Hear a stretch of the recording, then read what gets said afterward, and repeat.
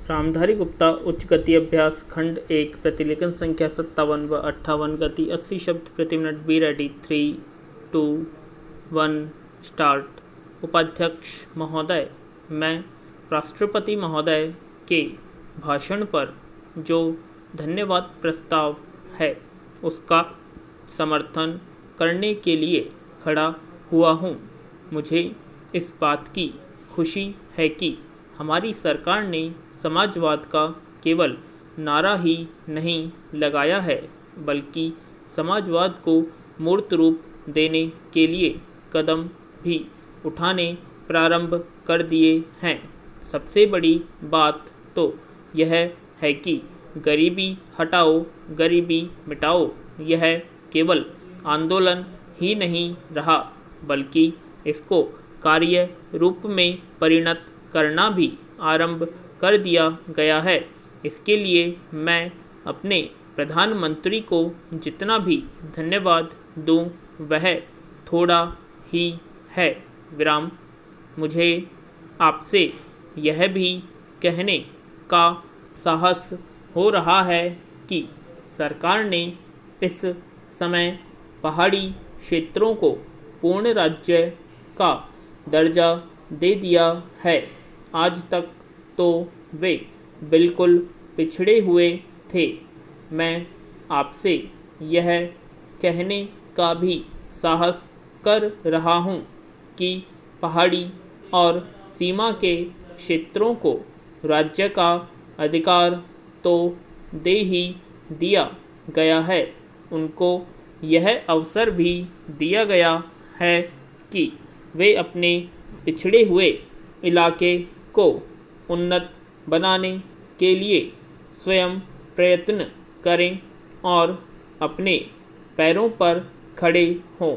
लेकिन मुझे बड़े दुख के साथ आपके सामने यह कहना पड़ रहा है कि हमारे उत्तर प्रदेश के जो पहाड़ी ज़िले हैं वे आज भी बहुत ज़्यादा पिछड़े हुए हैं और उनको कोई देखने वाला नहीं है।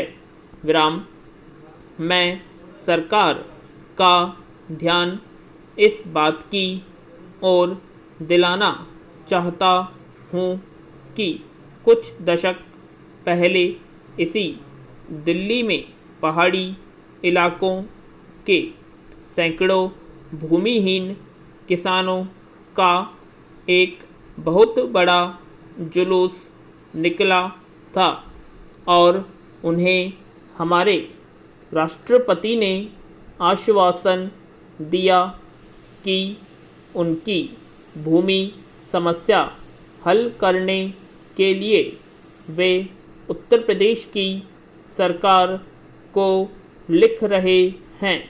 लेकिन आपको सुनकर आश्चर्य होगा कि कई वर्ष बीत गए हैं किंतु एक चप्पा भूमि भी किसी भूमिहीन को आज तक नहीं दी गई है। विराम। हमारे भूमिहीन किसान कभी जेल में सड़ते हैं और कभी कहीं मारे फिरते हैं लेकिन भूमि उन्हें नहीं मिली। विराम। पैरा। इसी प्रकार मैं आपको यह भी बता देना चाहता हूँ कि एक बार हमारे मुख्यमंत्री जी ने भी लिखा था कि हमारे उत्तर प्रदेश के जो पहाड़ी ज़िले हैं वे पूरी तरह से पिछड़े हुए हैं। विराम।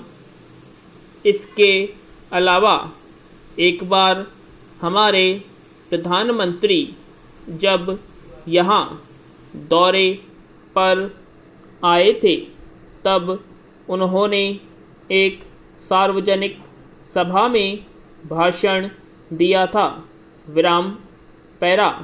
उपाध्यक्ष महोदय, अपने भाषण में उन्होंने कहा कि मैंने आज तक ऐसी गरीबी के दर्शन नहीं किए जैसा कि मैं देख रहा हूँ। विराम।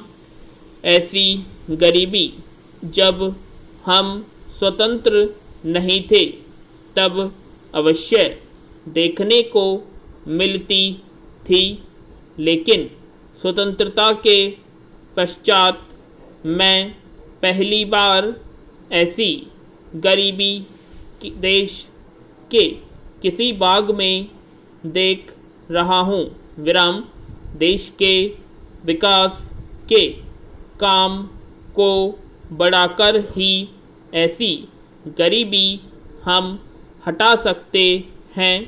सरकारी उद्योगों की स्थिति अजीब है।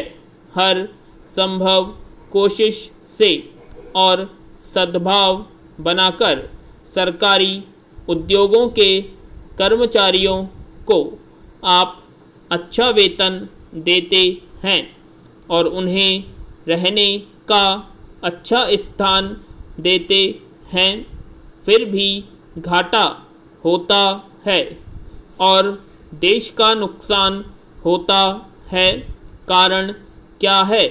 कारण यह है कि आपकी औद्योगिक नीति गलत है और जो रुपया आपके पास है उसको भी आवश्यक काम के लिए खर्च नहीं कर रहे हैं।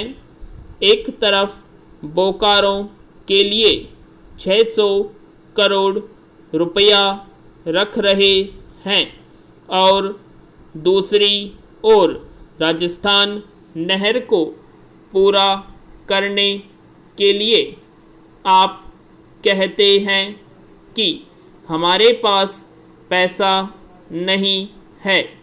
एक और महाराष्ट्र के अंदर आप नई चीनी मिलें खोल रहे हैं और दूसरी ओर उत्तर प्रदेश और बिहार के अंदर कारखाने बंद हो रहे हैं या जो उनकी क्षमता है उस पर पूरे तौर पर काम नहीं कर रहे हैं।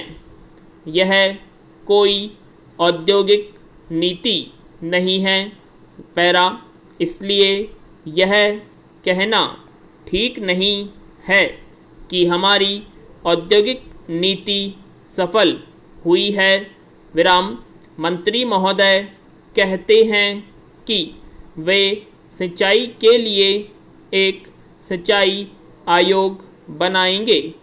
अच्छी बात है, मगर सिंचाई की क्या हालत है हमारे देश के अंदर, यह भी तो देखिए।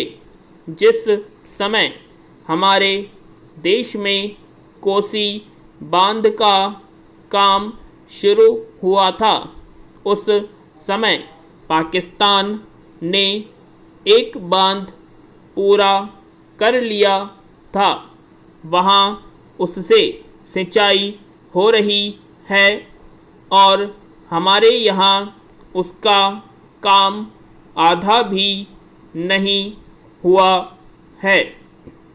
राजस्थान नहर शुरू हुए कितने वर्ष हो गए हैं, परंतु अभी भी वह बनी नहीं। हमारे यहाँ कोई ठीक तौर तरीका नहीं है। मंत्रियों और सांसदों के मकानों के लिए करोड़ों रुपए निकल सकते हैं, मगर देश के उद्योग के लिए, देश के किसान और मजदूर के लिए जो रुपया चाहिए वह नहीं मिल सकता। विराम। उसके लिए रुपया नहीं दे सकते हैं। यह कोई उद्योग नीति नहीं है, यह एक खिलवाड़ किया जा रहा है। मैं केवल सदन को बतला रहा था कि कुछ सड़कें विश्व बैंक की सहायता से बनने वाली थी। पूर्णविराम।